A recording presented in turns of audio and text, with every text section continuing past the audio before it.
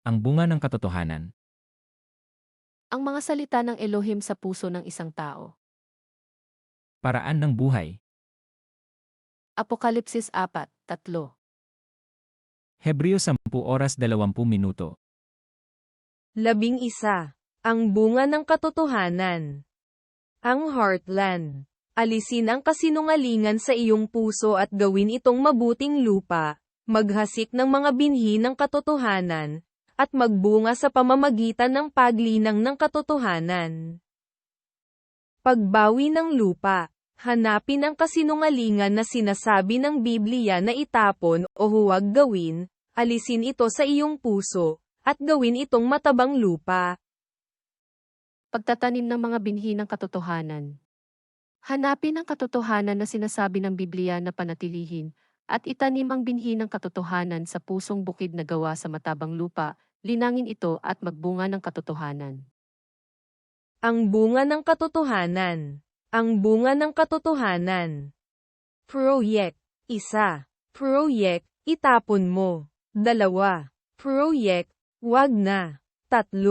Proyek, panatilihin ito. 4. Proyek, gawin mo. IV. Proyek, gawin mo. Alisin ang kasinungalingan sa iyong puso at gawin itong mabuting lupa.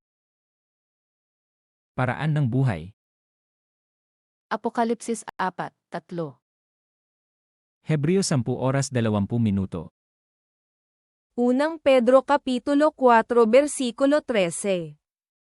Sa halip, magalak kayo sa inyong pakikihati sa mga hirap ni Kristo, at magiging lubos ang inyong kagalakan kapag nahayag ang kanyang kadakilaan. Sa halip, magalak kayo sa inyong pakikihati sa mga hirap ni Kristo, at magiging lubos ang inyong kagalakan kapag nahayag ang kanyang kadakilaan. Unang Pedro Kapitulo 4 Versikulo 16. Ngunit kung ang isang tao ay magbata na gaya ng Kristiyano, ay huwag mahiya, kundi luwalhatiin ang Diyos sa pangalang ito. Ngunit huwag ikahiya ni numan kung siya'y maparusahan dahil sa pagiging Kristiyano. Bagkus magpasalamat siya sa Diyos sapagkat taglay niya ang taguring ito. Unang Pedro Kapitulo 5 Versikulo 3. Hindi bilang Panginoon ng inyong mga nasasakupan, kundi bilang uliran ng inyong mga kawan. Hindi bilang Panginoon ng inyong mga nasasakupan, kundi bilang uliran ng inyong mga kawan. Unang Pedro Kapitulo 5 Versikulo 3. At kayo naman, mga kabataan, pasakop kayo sa matatanda. Magpakababa kayong lahat at maglingkod sa isa't isa, ayon sa nasusulat, kinamumuhian ng Diyos ang palalo, at kinalulugdan niya ang mababang loob. At kayo naman, mga kabataan, pasakop kayo sa matatanda. Magpakababa kayong lahat at maglingkod sa isa't isa, ayon sa nasusulat, kinamumuhian ng Diyos ang palalo, at kinalulugdan niya ang mababang loob.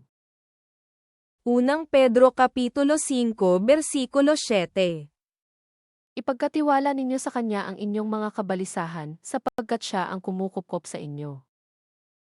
Ipagkatiwala ninyo sa Kanya ang inyong mga kabalisahan, sapagkat Siya ang kumukupkop sa inyo.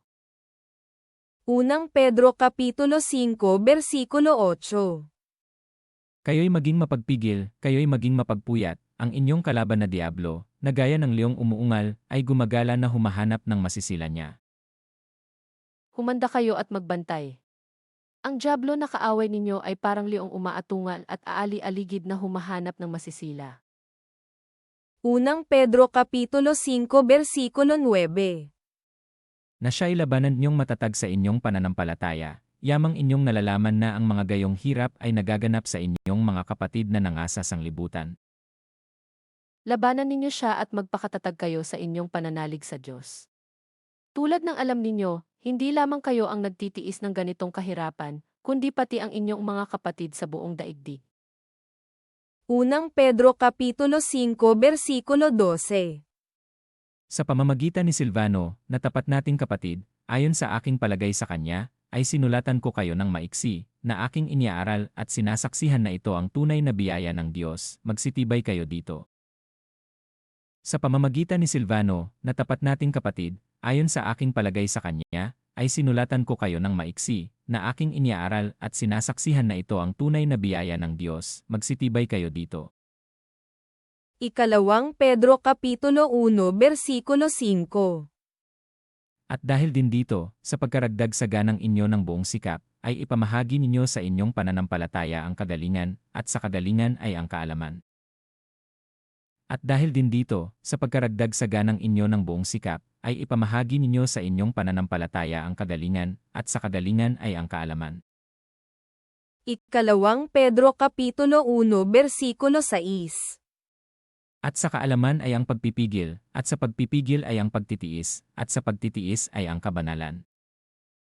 Sa kaalaman, ang pagsupil sa sarili, sa pagsupil sa sarili, ang katatagan, sa katatagan, ang kabanalan.